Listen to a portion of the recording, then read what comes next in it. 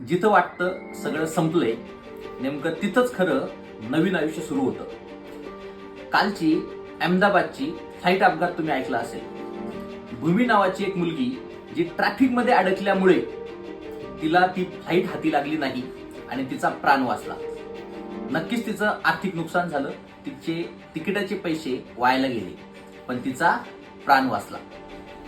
खूप वेळा एखादी त्रासदायक गोष्ट तुम्हाला अडचण वाटत असते, पण तीच अडचण भरपूर वेळा तुमचं खूप मोठं संकट दूर करते।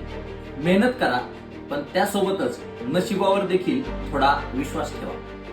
प्रत्येक वेळेला एखादा डिले, एखादं रिजेक्शन किंवा एखादा लॉस हा वाईट नसतो आणि प्रत्येक अडथळा हा अपयश नसतो। वो फ्लाइट छूट गई पर जिंदगी रुकने से बच गई।